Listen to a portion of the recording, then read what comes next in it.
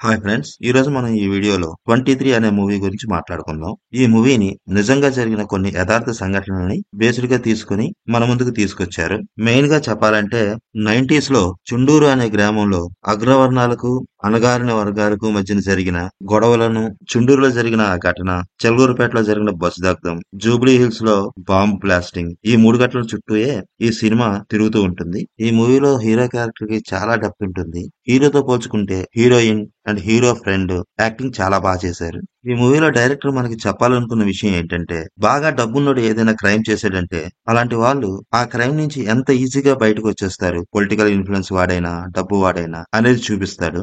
ఒకవేళ అలాంటి వాళ్ళు జైల్లోనే ఉండాల్సి వస్తే ఆ జైల్లో వీళ్ళకి ఎటువంటి ఫెసిలిటీస్ ఉంటాయి, వాళ్ళకున్న డబ్బుతో ఆ జైల్లోనే ఎటువంటి సౌకర్యాలని ఏర్పాటు చేసుకోగలుగుతారు, సేమ్ ఇంట్లో ఉండేలాగా అనే విషయాన్ని ఈ మూవీలో మనకు చూపించారు. అదే సమయంలో ఇలాంటి క్రైమే ఏమీ లేని ఒక పేదవాడు చేసి అరెస్ట్ అయి జైలుకి వెళ్తే అతన్ని అక్కడ ఉన్నవారు ఎలా ట్రీట్ చేస్తారు అనేది మనకి ఇక్కడ బాగా చూపించారు. ఈ మూవీలో మనకు 30 సంవత్సరాల క్రితం జరిగిన ఓ బస్సు దగ్ధం గురించి చెప్తారు. ఒక అణగారిన వర్గానికి చెందిన వ్యక్తి కావాలనే ఈ పనిని చేశాడని కొందరు, లేదు ఏదో అక్కడ ఉన్న వాళ్ళు భయపెడదామన్న ఉద్దేశంతో అనుకోకుండా వాళ్ళని భయపెట్టే ప్రాసెస్ లో జరిగిన ప్రమాదం అని కొందరు, ఇలా రెండు వెర్షన్స్ ఉన్నాయి. అయితే ఇందులో డైరెక్టర్ ఈ బస్సు దగ్ధానికి పాల్పడిన వ్యక్తులు ఈ పని చేయడానికి గల కారణం ఏంటి, వాళ్ళు ఎటువంటి పరిస్థితుల్ని ఫేస్ చేస్తే ఎంత దారుణానికి ఒడిగట్టారు అనేది చూపిస్తాడు. ఇక కథ విషయానికి వస్తే అది 1991 సంవత్సరం చుండూరు గ్రామంలో ఉండే ఓ థియేటర్ లో గ్యాంగ్ లీడర్ మూవీ రన్ అవుతూ ఉంటుంది. ఆ మూవీని చూస్తున్న ఒక దళితుడు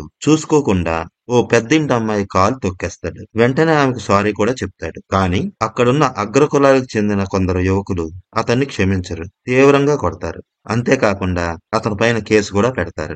ఈ విషయం కాస్త చిలుకి చిలుకి గాలివానలా మారి ఆ ఊర్లో ఉన్న అగ్ర కులాల వారికి అణగారిన వర్గాల వారికి మధ్యన పెద్ద గొడవగా మారిపోతుంది. ఇంకా ఆ ఊర్లో అగ్ర కులాల వారు అందరూ ఒకటయ్యి చిన్న కులాల వారిని వెంటాడి వెంటాడి మరీ చంపుతారు. ఆ గొడవల్లో 8 మంది దళితులు చనిపోతారు. తర్వాత మనకు గుంటూరు జిల్లాకు చెందిన తేజ తన్మయల్ని చూపిస్తారు. వాళ్ళిద్దరూ ప్రేమలో ఉంటారు. తన్మయ పెళ్లి కాకుండానే ప్రెగ్నెంట్ అవుతుంది. తేజకి ఇడ్లీ కొట్టు పెట్టుకోవాలనే కోరిక చాలా బలంగా ఉంటుంది. అందుకోసమని చాలా ప్రయత్నాలు చేస్తాడు. కేవలం 10,000 రూపాయలు ఉంటే తన సమస్య తీరిపోతుందని ఆ డబ్బు కోసం గవర్నమెంట్ నుంచి వాళ్ళకు వచ్చే లోన్స్ కి వాటికి అప్లై కూడా చేసుకుంటాడు. కానీ అతని ప్రయత్నాలేవి ఫలించవు. అందువల్ల అతనికి సులభంగా డబ్బు సంపాదించాలనే దురాశ బాగా పెరిగిపోతుంది. చాలా అప్పుల పాలైపోతాడు. తనకున్న ఆ అప్పుల్ని తీర్చాలని, తన్మయాన్ని పెళ్లి చేసుకోవాలని కోరికతో తన ఫ్రెండ్ అయిన వ్యాస్ సహాయాన్ని కోరుతాడు. చివరికి వీరు ఓ బస్సు దోపిడీ చేయాలనుకుంటారు. ఆ బస్సులో ప్రయాణించే ప్రయాణికులను బెదిరించడం కోసమని